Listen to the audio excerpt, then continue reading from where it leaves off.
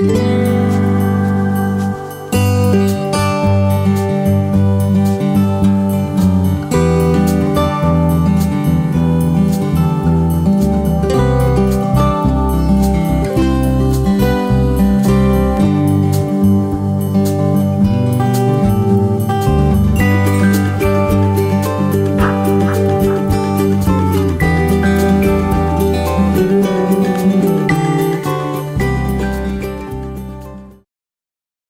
cuento, ahora este panel donde vamos a hacer referencia o van a hacer referencia a propósito de desafíos y oportunidades para un mejor y mayor ahorro, vamos a tener al doctor Eduardo Cavallo, que ya hizo su exposición al inicio. Nos acompaña también el economista y contador público Julio de Brum, consultor y analista, asesor de Beca Advisors y partner en First Corporate Finance Advisors. Previamente se desempeñó como secretario ejecutivo de la Asociación de la Banca Privada en Uruguay. Fue presidente del Banco Central de Uruguay también en el periodo 2002-2005. Gonzalo Falcone, economista por la Universidad de la República, nos está acompañando también. Es el CEO de Sura Asset Management Uruguay. Tiene a su cargo los negocios pensiones, fondos de inversión y corredor de bolsa de Sura en Uruguay. En su trayectoria dentro de la compañía, además de liderar el desarrollo de negocios durante los últimos 5 años, se desempeñó principalmente en inversiones, el área que lideró en la FAP por más de una década. Y completamos con José Antonio Licandro, intendente de regulación financiera en la Superintendencia de Servicios Financieros del Banco Central del Uruguay. Previamente se desempeñó como presidente de la Comisión de Protección del Ahorro Bancario, gerente de Política Monetaria y Programación Macroeconómica y el Departamento de Análisis Económico del Banco Central del Uruguay. Es docente también en la Universidad Católica, aquí en esta casa, y en la Universidad de la República. Señores, una primera intervención de cada uno, entonces, si les parece bien, a propósito de lo que hemos estado escuchando hasta ahora, el doctor Cavallo, lo que nos aportó Silvia también. Ya que estamos, arranco por el más próximo. Julio. Buenas noches. Bueno, quiero agradecer a la Universidad Católica, digamos, esta invitación a participar de este panel, tener la oportunidad de discutir este trabajo del BID, un excelente trabajo liderado por Eduardo. Mi perspectiva la voy a dar desde un ricardiano, más que nada porque siempre desde estudiante me fascinaron todas las relaciones de equivalencia, no tanto porque se tengan que dar necesariamente en la práctica, sino porque nos dan un marco de referencia de qué pasa cuando no ocurren, y no necesariamente las cosas tienen siempre un cierto sentido, sino que muchas veces, o bajo ciertas condiciones, determinadas cosas en economía son equivalentes, y cuando preferimos unas sobre otras es porque hay algo en concreto que tiene que estar justificándolo. En materia de lo que tiene que ver con el ahorro,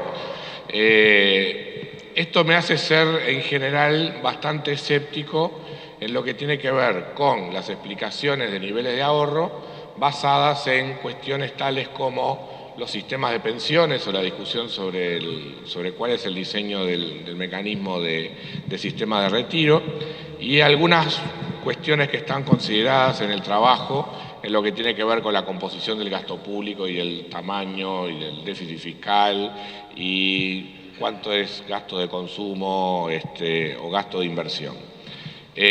No porque esté mal lo que dice el trabajo, sino en lo que tiene que ver específicamente con lo que nos convoca hoy, que tiene que ver con los niveles de ahorro. Creo que en definitiva, más allá de mejoras microeconómicas en algunos aspectos que eventualmente puedan tener efectos marginales sobre la tasa de ahorro, en general el diseño del sistema previsional no tiene tanto impacto en el nivel del ahorro. Tiene enorme impacto en cuanto a cómo se canaliza el ahorro y en alguna medida a promover mejores instrumentos para que ese ahorro sea utilizado, pero no necesariamente, y eso eventualmente en el margen podría afectar de alguna forma la tasa general de ahorro, pero no necesariamente tenemos que pensar que por adoptar un sistema u otro vamos a tener cambios sustanciales en la tasa de ahorro. En lo que tiene que ver con el libro, de todas maneras, del cual recomiendo la lectura, que más allá del tema del ahorro en sí, recopila en todos sus capítulos una enorme cantidad de temas que son muy útiles en cuanto a justamente los mejores mecanismos para la aplicación de inversiones o mejores mecanismos para canalización del ahorro. En lo que tiene que ver con los determinantes del ahorro en forma específica, recomiendo especialmente la lectura del capítulo 10 del libro, una joyita realmente en lo que resume allí, en cuanto a que yo creo que va de fondo a lo que uno debería pensar que está el fundamento fundamental de los determinantes del ahorro, que es justamente la expectativa de crecimiento futuro que tiene la economía o los agentes económicos sobre la base de la evolución esperada de la productividad hacia el futuro. Y precisamente cuando uno se plantea una trayectoria creciente del consumo a lo largo del tiempo, es porque efectivamente uno espera que los retornos del capital superen lo que son las tasas subjetivas de preferencia, digamos, por el consumo presente respecto del consumo futuro. Entonces, renunciar a consumo presente a favor de consumo futuro, que eso es en definitiva el ahorro, está enormemente determinado por las oportunidades de crecimiento que la economía brinda. Y el bajo desempeño del ahorro en América Latina en buena medida es resultado de su pésimo desempeño en materia de evolución de productividad y perspectivas de crecimiento de largo plazo. También vale la pena leer sobre este tema un cuadro, el 8.1, que creo que está Carola, ¿no? Pesino, que contribuyó en su elaboración, donde analiza los efectos de los impuestos, digamos, en los ahorros, le pone especial énfasis a lo que tiene que ver en América Latina el efecto de los impuestos sobre las empresas en los determinantes del ahorro. Y yo agregaría un elemento más. Si hay una razón por la cual las personas ahorran, es en buena medida por la formación de capital humano. En un país con tributaciones a la renta que en general tienen fuertes distorsiones en materia de formación de capital humano, ese elemento también de alguna manera afecta, por un lado, lo que puedan ser potenciales de crecimiento a largo plazo y de alguna manera también afecta lo que pueden ser incentivos al ahorro y a una mayor productividad en el futuro, con lo cual nos engancha en lo que se trata en el capítulo 10 del libro, que es la relación entre la productividad y el ahorro.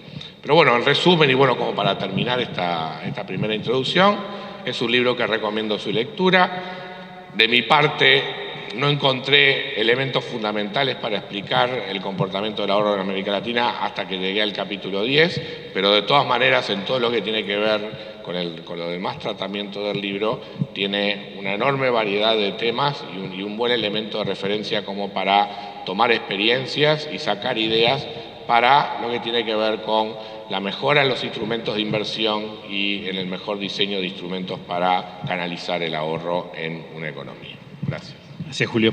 Gonzalo. Bueno, buenas noches y gracias por el espacio. Me parece de mucho valor poder estar discutiendo estos temas.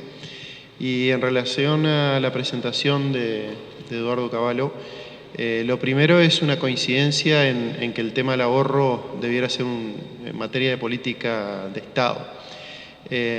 Allí tú explicabas el hecho del ahorro obligatorio con algunos factores de incidencia que entiendo que en el caso de Uruguay no son tan relevantes por lo que también se mencionó de la formalidad del mercado laboral. O sea, que tenían que ver no tanto con qué sistema de seguridad social existía, que de hecho en Uruguay tenemos un sistema mixto con ambos pilares, sino con la participación en mercados formales a nivel del mercado laboral. Eso en Uruguay también lo vimos, tiene una alta participación, por lo tanto no está ahí el tema. Creo que tiene mucho más que ver con el ahorro voluntario. Acá quizás puedo aportar algunas cosas desde la experiencia de iniciativas que hemos ido desarrollando, pero en particular tú decías que las soluciones podían pasar por temas de educación financiera y tomando prácticas más bien de la economía conductual, o yo lo llamo a eso de diseño. Entonces, realmente desde un punto de vista, si uno tuviera que elegir entre ambas, yo te diría, estoy mucho más inclinado a que hay que ejecutar soluciones por el lado de diseño y no tanto educación financiera. Me parece que lleva unos recursos muy importantes hasta ahora, por lo menos en la práctica, y cuando no es, digamos, algo que esté generalizado en el mercado y que tenga el apoyo de, digamos, los hacedores de política, solo un privado impulsando el tema de educación financiera es muy difícil, permea poco.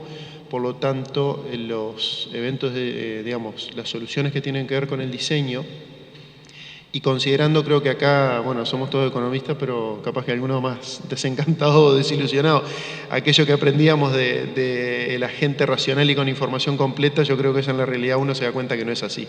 Entonces, tiene que ver mucho más con cómo establezco mecanismos en un diseño inicial, y de eso se trata la economía del comportamiento, para que los agentes, más allá de la información, educación o lo que tengan incorporado, realmente logremos canalizar ahorro que de otra forma no lo harían. Silvia mostraba en la encuesta, en las percepciones, que había un porcentaje de personas que poco más estaban diciendo: si me fuerzan o si me dan un mecanismo automático de ahorro, yo podría estar ahorrando cuando declaro que no lo hago. Y bueno, y ahí creo que después capaz que está bueno ahondar en Uruguay, en la práctica, dónde podríamos llegar a hacer esas cosas, que creo que hay un par de espacios donde podríamos rápidamente, si hay una coincidencia, en generar ese tipo de mecanismos, sobre todo atendiendo una masa de gente relevante, para no pensar en cosas que quizás su impacto sea menor porque atienden a un público o a un segmento demasiado específico. Bien, José Antonio, adelante. Bueno, buenas noches a todos. Como me toca en tercer lugar, tengo la ventaja que ya hablaron ellos, entonces puedo ser más escueto porque voy a aprovechar el tiempo de ellos. Lo primero que quiero decir es que me presentaste como el regulador, pero estoy acá como José Antonio Licandro, me siento en casa, soy docente de la universidad hace años, tengo varios alumnos que están por ahí. Así que voy a pensarlo más en ese espíritu académico, aunque obviamente no me puedo desprender de mis preocupaciones, porque uno se mete en esas temáticas. Estoy metido ahí desde hace, no digo cuántos años, porque se van a dar cuenta. Bueno, lo primero que quiero mencionar es que comparto los comentarios que hicieron Julio y Gonzalo, y que también valoro enormemente el esfuerzo del trabajo que encabezaste y el esfuerzo del BID por atacar este tema, ¿no? Pero también la impresión que me queda es que este problema de que tenemos escasa tasa de ahorro, recién estamos mirando la punta de la piola. No sabemos bien cómo explicar esa diferencia, por ejemplo, entre nosotros y los asiáticos, ¿no? Que para Uruguay, como somos orientales, no debería ser tanto, pero sigue siendo enormemente grande y quizá un poco por el desconocimiento de la historia de esos países, a veces no me atrevo a hacer hipótesis más que bromistas como la que hice recién, ¿no? Pero evidentemente las diferencias de las tasas de ahorro son fundamentales, ¿no? Y los economistas, y le decimos eso como docentes a los estudiantes de economía, siempre le decimos el ahorro es muy importante, no solo porque, como nos decían nuestros abuelos, es la base de la fortuna, sino porque además el ahorro es lo que posibilita el financiamiento del gasto, no solo de la inversión, sino también le permite al consumidor hacer el smooth que mencionaba hoy Julio, a través de, por ejemplo, cuando un joven invierte en capital humano y piensa que va a tener un ingreso más grande cuando tenga una profesión, y etcétera, etcétera, tiene más necesidades de consumir, y para poder hacer eso, o tiene un ingreso permanente más grande del corriente, y bueno, para eso existirían los mercados financieros a los cuales recurrir. Y bueno, y ese círculo, me resultó interesante el círculo vicioso que tú dibujaste ahí en esos gráficos, me llamó bien la atención de que uno podría entrar por cualquiera de los lugares, y un poco para tratar de contribuir a esos círculos, quizá para complicarlo un poquito más, por lo menos para el caso de Uruguay, quisiera mencionar un problema que tenemos en nuestra cultura de ahorro, que lo mencionó Silvia al pasar y que sale en las encuestas, que es el alto nivel de dolarización del ahorro. Si tú miras los depósitos en el sistema bancario, cerca del 85% de los depósitos son en moneda extranjera, siendo que el 60 y algo % del crédito está en la misma moneda. ¿Eso qué quiere decir? Que muy buena parte del ahorro que canalizamos a través del sistema bancario, porque nos gusta ahorrar en dólares o porque nos parece que es lo mejor, no se canaliza al crédito dentro de la economía, sino que lo que hace el sistema financiero internacional se lo presta para afuera, desintermediamos internamente. Y eso para el caso de Uruguay es importante, porque no solo tenemos poca tasa de ahorro, sino que además estas características de ahorrar en dólares nos hacen tener menos financiamiento.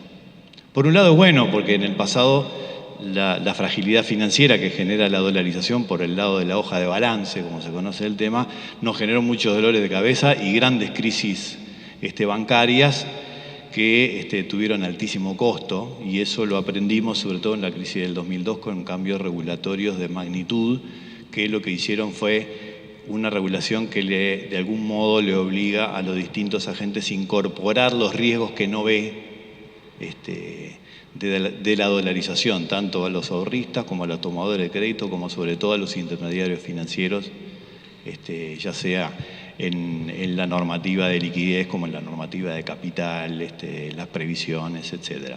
O sea, eso logró que, por ejemplo, reapareciera el crédito en moneda doméstica para el consumo y para la vivienda, con la creación de la unidad indexada y el crédito en unidad indexada. Pero nos falta ahorrar en moneda doméstica, ¿no? Yo no quiero insistir más por acá, quizá después pueda ahondar un poco más en las cosas que podemos seguir haciendo para mejorar, por lo menos por ese lado donde me siento más cómodo, porque creo que lo entiendo un poquito mejor. Bueno, volvemos por ahí después. Doctor Cavallo, si me permite, cerraría esta vuelta y en la próxima lo sumo cuando comencemos ya a plantearnos las propuestas, si le parece bien, o los caminos que podemos tener para modificar esto, ¿no? En su presentación mostraba la comparación con otros países o otros grupos de países que nos desfavorece tanto, y está la otra dimensión que también nos desfavorece, que es comparado con nuestras propias necesidades, ¿no? Visto ya desde el punto de vista de la inversión que usted marcaba. Estimados, y ustedes se manejan también con la posibilidad de ir interviniendo uno a uno, ¿cuáles son aquellos desafíos entonces en los que hay que ponerse a caminar, o hay que caminar con mayor vigor que lo que estamos haciendo para modificar esta cuestión? Bueno, voy yo. A ver, yo decía antes, para mí el énfasis lo pondría mucho más en diseñar mecanismos de participación y no tanto en la educación financiera, o si hay, digamos, articulación de esfuerzos de educación financiera, bienvenidos sean, pero realmente creo mucho más efectivos el diseño de mecanismos. Entonces, yendo a ese público, uno puede identificar dónde están las grandes masas digamos, de personas con capacidad de ahorro. Bueno, una muy clara es, que también se mencionaba acá, en los sistemas de pensiones uno tiene hoy, digamos, a nivel de la SAFAP, cerca de 1.400.000 trabajadores que están afiliados. Hay ahí alguna iniciativa que propuso la asociación de AFAP, hace creo que el año pasado, en el sentido de promover lo que es el ahorro voluntario, introduciendo algunos mecanismos como los que se mencionaban de economía del comportamiento.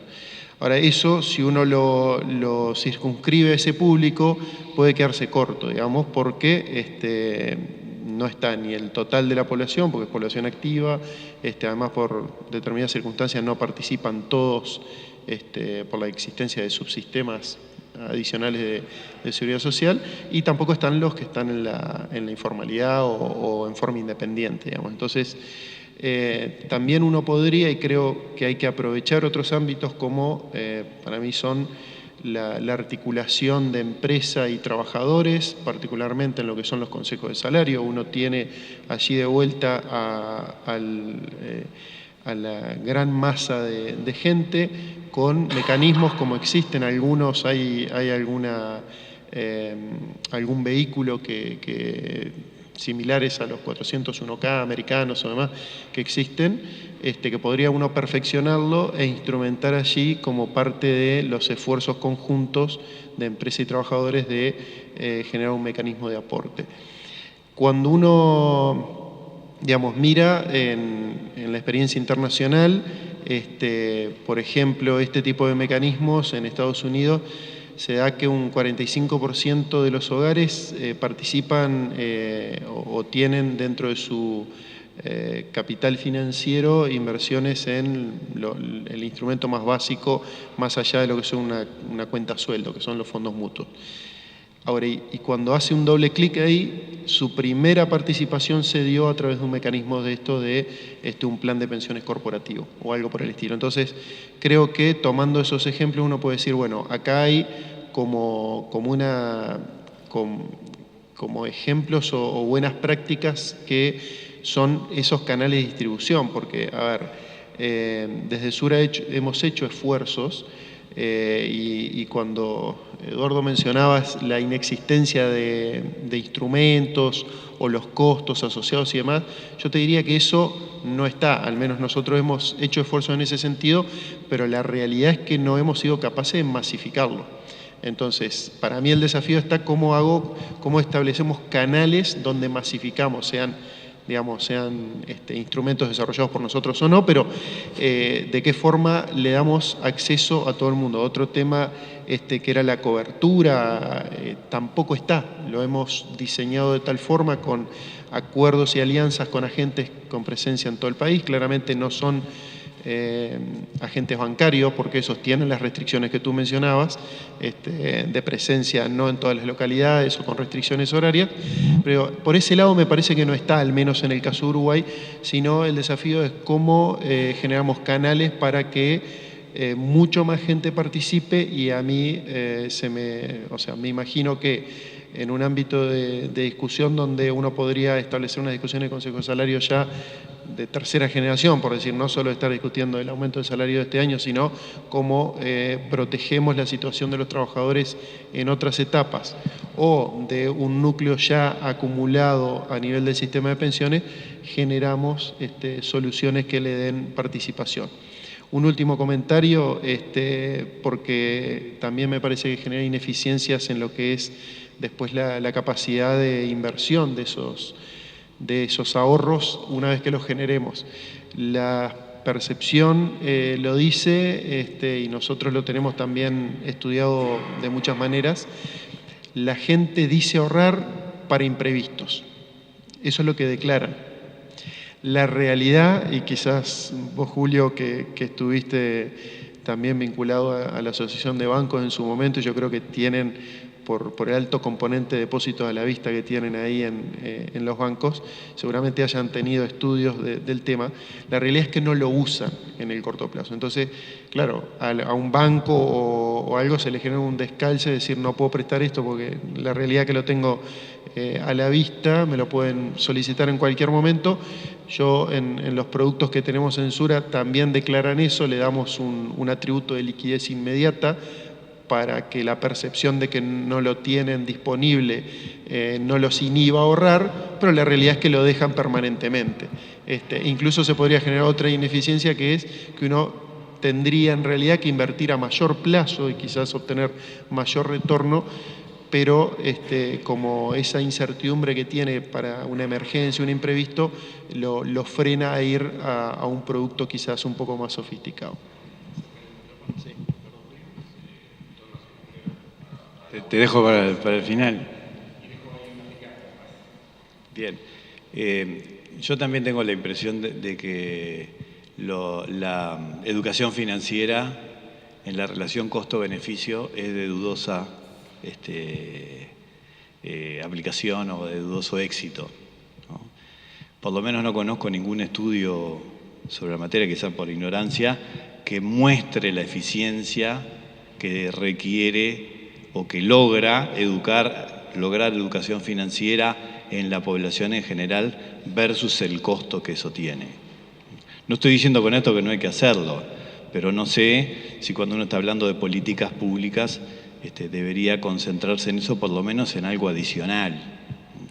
Lo que sí creo respecto de la educación es que nuestro sistema educativo, por lo menos en Uruguay, tiene perversiones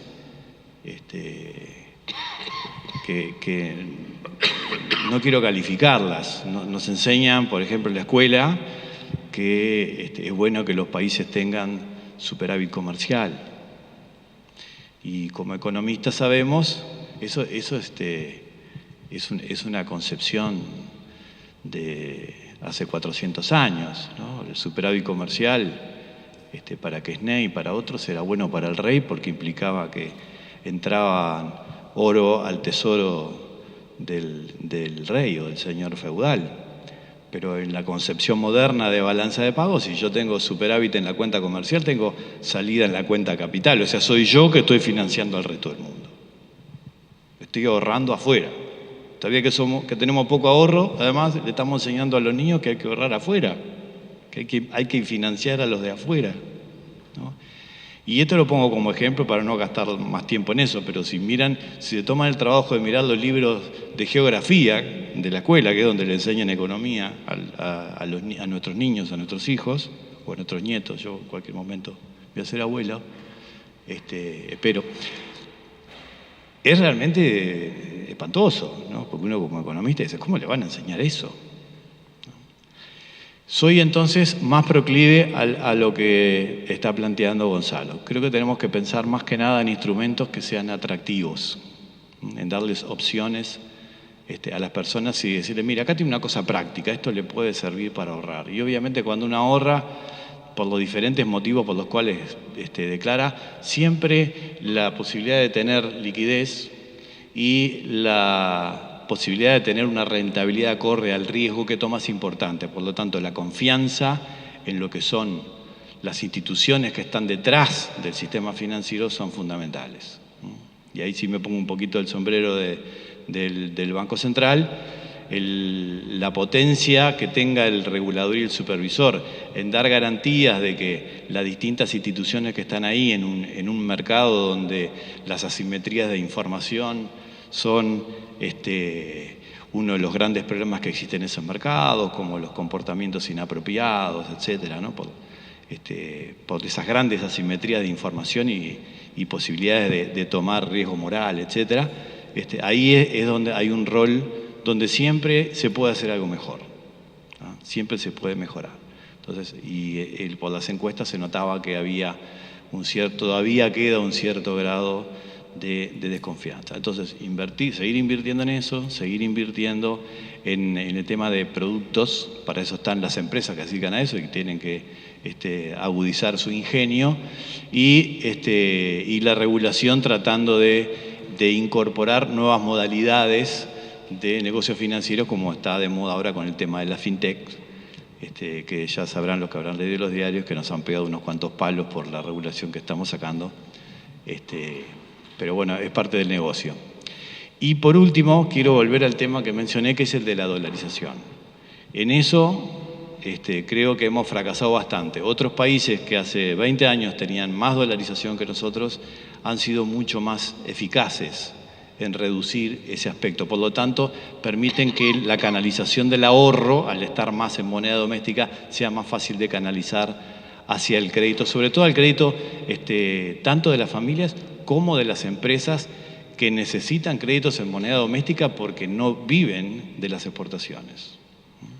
Entonces, ahí hay cosas para hacer. Ya en el 2004, con el otro Licandro, con Gerardo, hicimos presentaciones acá mismo, también estuvo Julio y otros prestigiosos economistas, y uno de los temas que planteamos es qué estrategias teníamos que hacer para ayudar para que la economía esté menos dolarizada o más especificada. Y ahí habíamos propuesto la estrategia de los dos pilares.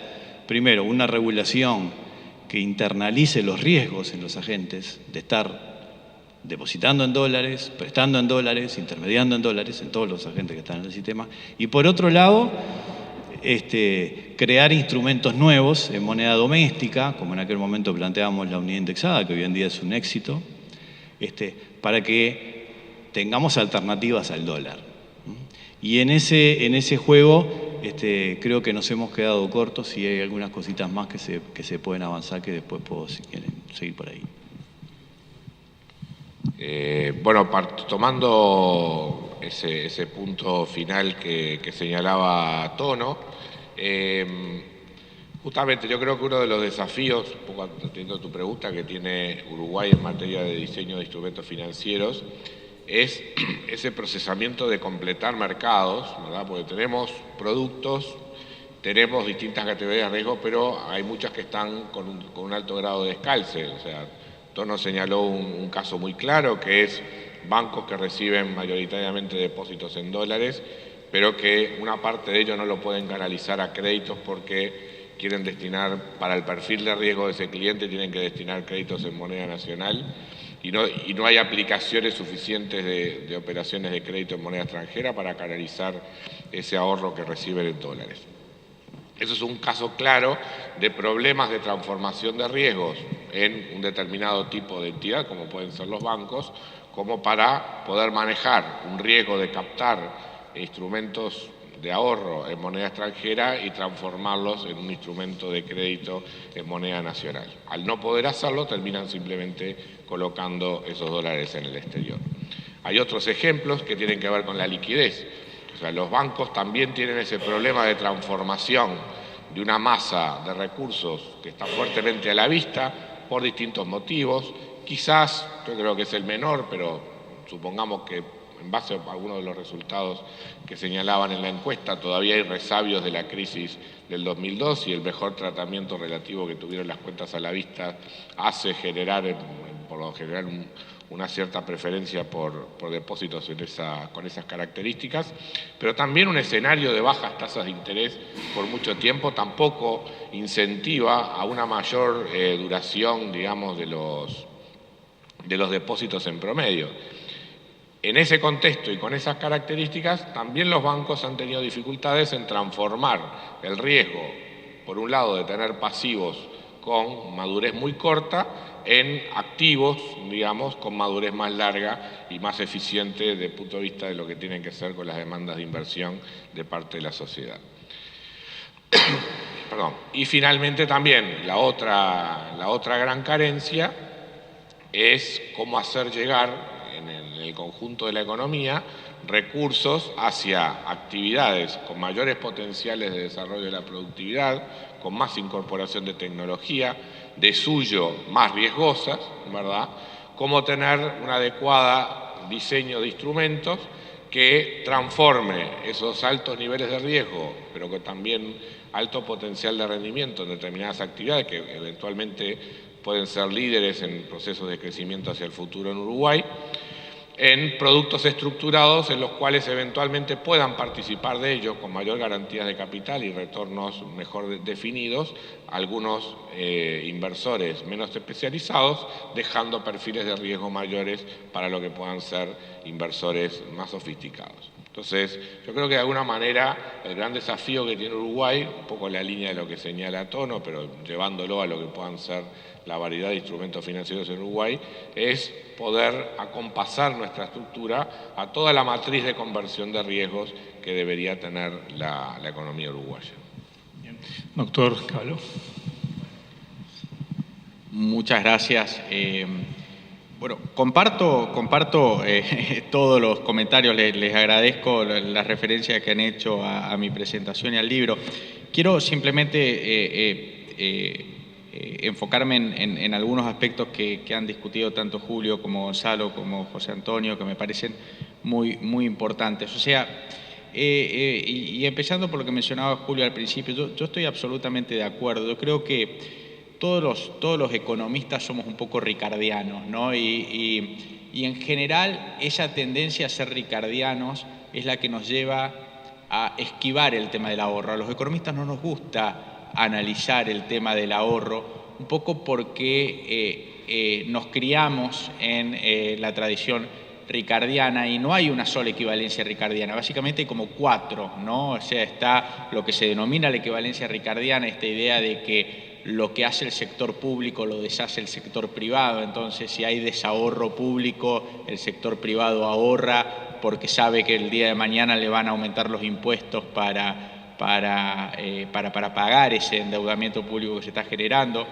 Está también la equivalencia ricardiana, que no se llama así, pero es básicamente el mismo concepto, entre el concepto de ahorro para el retiro de manera voluntaria o de manera obligatoria. Está la equivalencia ricardiana, que es la sustitución entre el ahorro nacional y el ahorro externo. Esta idea que yo mencionaba de que si no hay ahorro nacional uno lo puede siempre importar de afuera. Y está también lo que se denomina el velo corporativo, ¿no? Que es esta idea de que en definitiva la división entre empresas y hogares en la práctica no es relevante, porque los hogares son los dueños de las empresas, entonces el ahorro que generan las empresas es desahorro en cierta manera de los hogares y viceversa, ¿no? Bueno, entonces, si estas equivalencias ricardianas fueran todas exactas, entonces no hay ningún rol para la política pública desde el punto de vista de la influencia de la tasa de ahorro, como usted señalaba. Entonces, obviamente, nosotros partimos de esa preocupación de tratar de entender cuál era la evidencia sobre si estas equivalencias ricardianas en la práctica se cumplían de manera taxativa o no. Y lo que nos encontramos es que obviamente hay evidencia de que existe cierta sustitución en todos estos canales, pero la sustitución no es nunca 1 a 1. Entonces, el hecho de que la sustitución no es nunca 1 a 1 es lo que abre la puerta, digamos, como que deja esa rendija abierta para que uno ponga la pierna y diga hay cierto margen de acción. Por supuesto, uno tiene que entender los límites, y usted lo mencionaba muy bien, totalmente de acuerdo. Aquí no es soplar y hacer botellas. Aquí, digamos, el equilibrio general de todo esto lleva a que haya limitantes a lo que uno puede hacer en términos de tratar de influir en la tasa de ahorro. Y por supuesto, como en el ahorro agregado, la mayor parte es el ahorro de las empresas, ahí todo lo que tiene que ver con la productividad es justamente lo que en definitiva es el principal motor de la tasa de ahorro agregada de la economía, ¿no? Así que simplemente quería puntualizar eso como marco, como aclaración a lo que usted decía. También quería reflexionar un poquito sobre lo que mencionaban Gonzalo y José Antonio. Yo comparto el escepticismo con respecto a la educación financiera, y en realidad, José Antonio, tú no conoces evidencia sobre educación financiera, que haya programas de educación financiera que hayan sido muy exitosos, porque no existe tal evidencia. Nosotros lo hemos tratado de recopilar. Pero lo que hemos encontrado, y que es interesante, es que también existe evidencia de que el enfoque de educación financiera, tal cual lo hemos concebido hasta ahora, es en cierta manera erróneo, porque muchas veces comenzamos muy tarde. Sí existe cierta evidencia de que cuando uno empieza temprano con la educación financiera, y me refiero a desde los niños, digamos, esa educación financiera es más exitosa. Por supuesto, luego está el tema de la calidad de la educación y qué es lo que se le enseña, digamos, ¿no? Que tú también mencionabas, totalmente de acuerdo, pero creo que existe margen para que los economistas nos involucremos en el diseño de una currícula de educación financiera temprana, diría. Este sería el componente que pueda ayudar a cambiar un poco esa mala educación que estamos dando, y luego que tratamos de subsanar con educación que es inefectiva, porque ya cuando la damos se da muy tarde. Ese es simplemente lo que quería puntualizar. Y también compartir el énfasis que ustedes han puesto en la necesidad de pensar en buenos instrumentos, en el diseño de instrumentos para el ahorro financiero, como mostrábamos antes y como también se veía un poco en la evidencia que surge de la encuesta aquí de la Cátedra Sura. La predominancia en términos de instrumentos masivos para el ahorro, como tú los denominabas, Gonzalo, a nivel masivo son instrumentos muy simples, digamos, ¿no? No hemos llegado a nivel masivo de la población con instrumentos un poco más sofisticados, que teniendo en cuenta la discrepancia entre riesgos y retornos, digamos, le permitan a gente que tiene distintos horizontes de ahorro obtener tasas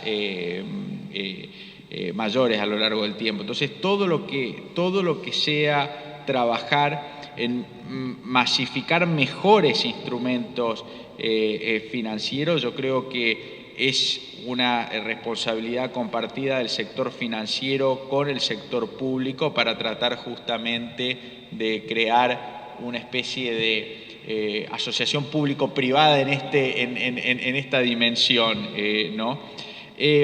Una mención que quería hacer para no extenderme demasiado sobre el problema de la dolarización. Yo, como quizás han notado, yo soy argentino, así que nosotros también tenemos el problema de la dolarización un poco más marcado o tan marcado como ustedes. Es un tema tramposo, ¿no? Porque en economías donde hay una cultura del ahorro en dólares, en divisas, uno no puede imponer de facto la desdolarización de la economía, ¿no? Porque imponer de facto la desdolarización de la economía es algo que está probado que tampoco funciona, no se le puede obligar. Entonces la pregunta es cómo se puede resolver este problema. Yo creo que, y quizás esto es lo que tú tenías en mente, quizás los que más han avanzado en lograr una desdolarización genuina de la economía, pero a su vez tratar de aprovechar los recursos dolarizados de la economía para que se vuelque a inversión productiva dentro de la propia economía, son los peruanos, ¿no? Los peruanos que han vivido experiencias de hiperinflación parecidas a las que vivió mi país a finales de los 80 y que tenían una economía fuertemente dolarizada, a través del tiempo han ido logrando, con una mezcla entre estabilidad macroeconómica, buena regulación del sistema financiero y desarrollo de instrumentos en soles, introducir mecanismos, digamos, que paulatinamente han ayudado a ir desdolarizando el sistema financiero, y la parte dolarizada del sistema financiero en gran medida se vuelca a créditos dentro de la economía, pero para el sector transable. Entonces, me parece que entender bien y mirar también la experiencia peruana en ese sentido es algo que a todo el resto de las economías que sufrimos el problema de la dolarización nos viene muy bien, y es una experiencia de la que yo personalmente estoy tratando de estudiar y estamos tratando de entender mejor, porque creo que de ahí se pueden aprender buenas lecciones. Quiero ir por el lado de los instrumentos que citaba antes Eduardo. Me quedó un dato de los muchos, ¿no? Pero hay uno que me dejó pensando de la encuesta que nos mostraba Silvia. Y es la referencia, 1 de cada 3, creo que era 33%, Silvia, de las personas que admitían que si hubiese mecanismos que le facilitasen, o mejores mecanismos que le facilitasen el acceso al ahorro, bueno, estarían dispuestos a hacerlo. Y por ahí uno se plantea así una mejor utilización de las plataformas de la inclusión financiera que tenemos hoy, que los estimulara, que a su vez ayudara a menores costos transaccionales. ¿Por ahí también tiene que ir? ¿Quién se suma? ¿Gonzalo? Sí, yo creo que eso es una buena forma de hacerlo. Cuanto más cercano al punto donde obtiene el ingreso, mejor. Sea en la cuenta sueldo hoy,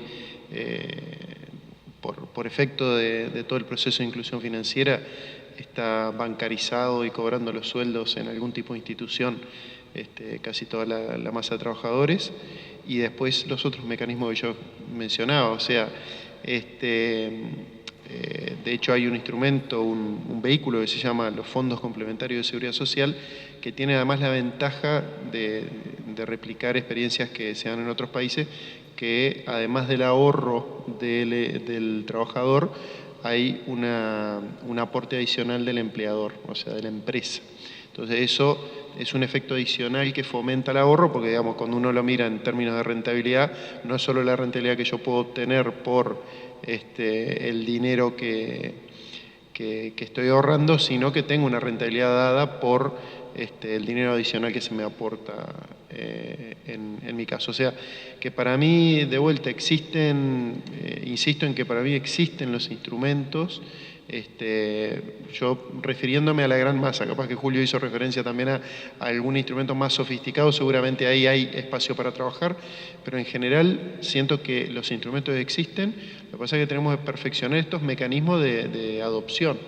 O sea, y cuando voy a eso, digo, no ha sido desde la experiencia nuestra simple masificar todos estos conceptos. Lo hemos intentado por la vía de la educación financiera con esfuerzos propios y la eficacia, y bueno, y porque uno también lo está haciendo en una etapa no a nivel del escolar, sino ya de quien tiene un ingreso, no es del todo efectiva. Entonces lo que queda es, bueno, cómo hacemos más eficientes esos canales de acceso a quien hoy tiene capacidad de ahorro, y le demos un instrumento que por su diseño le quita todas las barreras que el ser no racional tiene, que es la inercia, es que la miopía o que lo deja para más adelante, todo eso que viene más del punto de vista de la economía del comportamiento. Sí, quiero agregar algunas cosas de optimismo, porque desde la primera parte estuvo pesimista. Un poco el fundamento de mi opinión acerca de lo que tú mencionabas, que estamos de acuerdo, de que más que educación financiera lo que precisamos son productos nuevos que sean atractivos para las personas y para las empresas. Hay una realidad de estos últimos años que pasa bastante desapercibida porque estamos acostumbrados a hablar del sistema financiero como en los bancos. Y en realidad en estos últimos años ha habido un desarrollo incipiente, pero un desarrollo al fin del mercado de valores, que al impulso primero de los fondos de pensión, que si bien no aumentan la tasa de ahorro, por lo menos la canalizan de manera más eficiente, ¿no? Imagínate cuánto invertiría el Estado si ponemos del lado de lo que han comprado o de que han invertido los fondos de pensión, creo que sería bastante distinto. Y lo hacen además de una manera profesional, mirando la rentabilidad de inversiones de largo plazo, con otros criterios, ¿no? Que creo que es bueno señalarlo.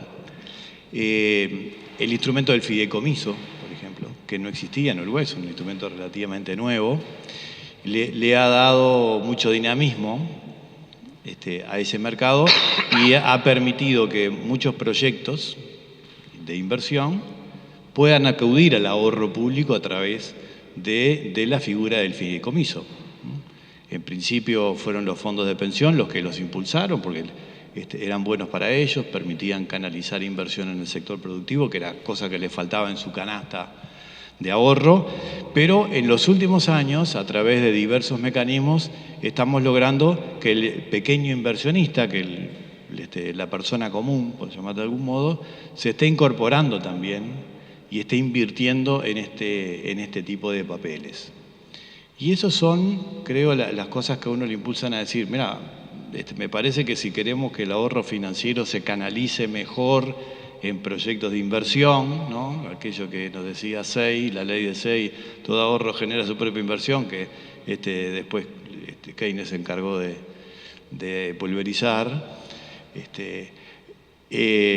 Acá tenemos mecanismos, hay instrumentos por los cuales se puede hacer que quizá en vez del ahorro financia la inversión, que la necesidad de inversión, que la necesidad de financiamiento genere a través de estas figuras o de estos instrumentos canales para que las personas digan, esto me conviene porque ahorro, pero tengo una buena rentabilidad, tengo una garantía, está dentro de mi, como dicen los asesores de inversión, de mi paladar de riesgo, estoy ahorrando en algo que vence en 15 años, pero quizá si es líquido lo puedo realizar sin mucha pérdida de capital, que eso es la definición de liquidez de cualquier activo, ¿no?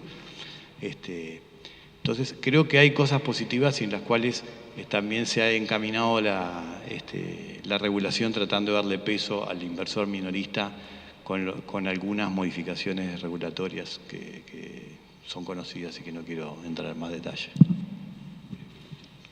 Bueno, no tengo mucho más para agregar. Una última cosa sobre la que me gustaría enfatizar en el trabajo, y lo señaló Eduardo en la exposición, y tiene que ver con algunas cosas que dijeron ustedes. Parte del problema del acceso del público a los servicios bancarios en particular es el alto costo operativo, y eso no es un problema de Uruguay, no es un problema de América Latina, es un problema de todo el mundo. O sea, los bancos se han hecho caros a nivel internacional, pero eso también ha estado abriendo la puerta a la incorporación de nuevas tecnologías, al uso de la tecnología de información, que yo creo que también es una posibilidad que va a ir dando o abriendo la puerta para la generación de productos más masivos a partir de lo que puedan ser hoy fondos de pensiones o instituciones bancarias más formales. O sea, no me cuesta mucho pensar en una app que uno eventualmente pueda desarrollar las AFAP, digamos, y que eventualmente permita manejar ahorro voluntario a partir de procedimientos relativamente sencillos sobre la base de portafolios ya definidos previamente. O sea, yo creo que no estamos muy lejos de esas cosas y que eventualmente pueden ir ayudando a desarrollos de productos masivos y con bajo costo para el público en general. Y bueno, y de lo que ustedes señalaban en materia de educación financiera, sigue confirmando una vieja aspiración que yo tengo, que es que el tío rico sea lectura obligatoria en educación primaria, ¿no? Bien. Ya estamos un poco pasaditos de la hora que nos planteaban los organizadores, así que vamos a ir cerrando, y el doctor Eduardo Cavallo, entonces le cedemos la palabra al cierre de la actividad. No, bueno, qué honor, muchas gracias. No, sobre este último tema que estábamos conversando, quiero puntualizar una cosa adicional. Comparto todo lo que se ha dicho, pero yo creo que también necesitamos enfatizar la necesidad de experimentar. No sabemos bien lo que funciona y lo que no funciona en términos de instrumentos, porque los contextos cambian y las situaciones son distintas, también las sociedades van evolucionando, las necesidades van cambiando. Tenemos que experimentar más de lo que lo hacemos, y aquí nuevamente creo que hay una oportunidad de una asociación, digamos, entre el sistema financiero, el sector público, los reguladores, etcétera, de facilitar y alentar los mecanismos de experimentación. Casi toda la evidencia que nosotros hemos recopilado en términos de mecanismos o intervenciones, que yo las llamé intervenciones microeconómicas, para ver qué es lo que funciona y qué es lo que no funciona en materia del ahorro, son en su mayoría intervenciones que se han hecho en otras regiones, digamos, ¿no? Y muy segmentadas a intervenciones enfocadas a segmentos bajos de ingresos, o sea, básicamente a poblaciones, segmentos pobres de la población, para tratar de ver, bueno, cómo se pueden generar algunos mecanismos o algunos incentivos para que esos grupos ahorren más o ahorren con instrumentos formales. O sea que tenemos poca evidencia de América Latina y tenemos poca evidencia referente a segmentos más altos de la distribución de ingresos, que si bien ahorran más a través de mecanismos formales, también ahorran más a través de mecanismos fuera del sector financiero, como son, por ejemplo, el ahorro en divisas en el extranjero, inclusive algunos mecanismos de ahorro a través de los bienes raíces, inmobiliarios, etc. Entonces, yo creo que un aporte importante que podemos hacer es fomentar la experimentación como mecanismo para entender qué es lo que funciona y mecanismos para justamente poder iluminar la política pública y el debate público hacia cuestiones que sean más útiles en ese sentido. Ir haciendo el camino. Muchísimas gracias, Eduardo, Tono, Gonzalo, Julio. Muchísimas gracias, y a ustedes también. Buenas noches.